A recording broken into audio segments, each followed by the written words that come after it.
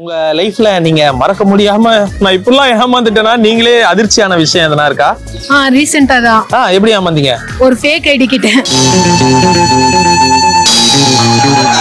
அது பொண்ணா பையனான்னு தெரியல.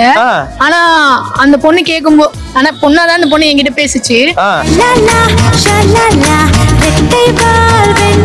அது கேட்கும் போதெல்லாம் ரீசார்ஜ் பண்ணி விடுறது, ஃபுட் ஆர்டர் பண்ணி விடுறது, இந்த மாதிரிலாம் பண்ணிருக்கேன்.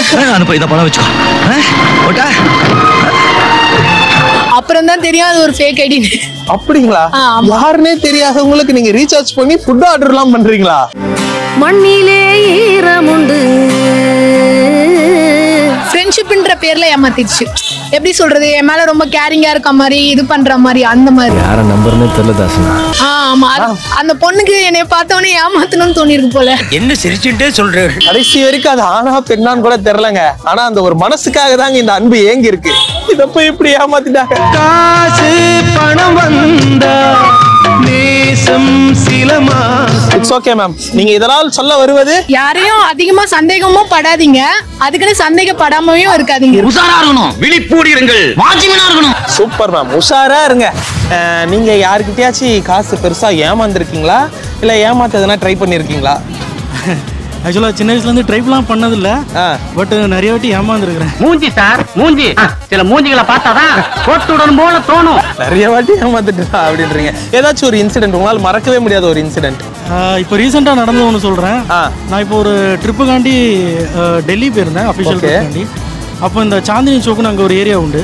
ஏப்பா இது பயங்கரமான ஊராச்சே. அங்கே ஒரு பென்ட்ரைவ் வந்து ரேட்டு கம்மியாக இருந்துச்சுன்னு கொஞ்சம் ஆசைப்பட்டு வாங்கினேன்.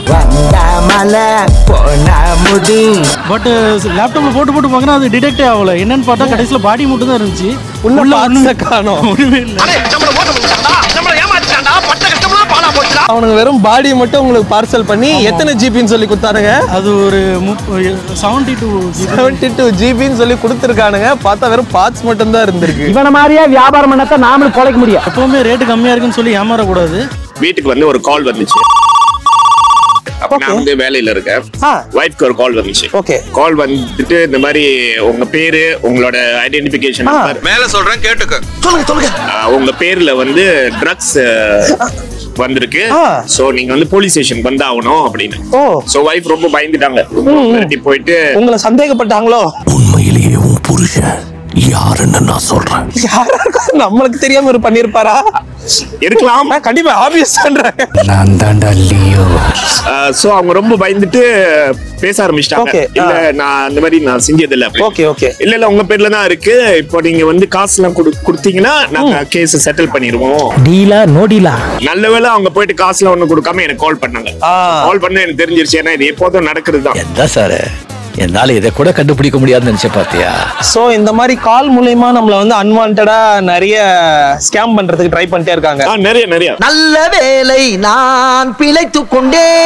கண்டிப்பா. சோ இந்த மாதிரி அன்வான்ட் கால்ஸ் எல்லாம் எது வந்தாலும் நீங்க வந்து அட்டென்ட் பண்ணாதீங்க, பிளாக் பண்ணுங்கன்றதை தான் நம்ம பிரதர் மலேசியால இருந்து வந்து நமக்கு அட்வைஸ் பண்றாரு.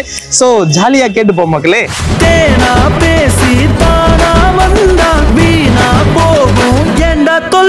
யாரையும் அதிகமா சந்தேகமும் படாதீங்க, அதுக்குன்னு சந்தேகப்படாமையும் இருக்காதீங்க. எப்பவுமே ரேட்டு கம்மியா இருக்குன்னு சொல்லி ஏமாறக்கூடாது. சோ இந்த மாதிரி கால் மூலமா நம்மள வந்து அன்வான்டா நிறைய ஸ்கேம் பண்றதுக்கு ட்ரை பண்ணிட்டே இருக்காங்க. நிறைய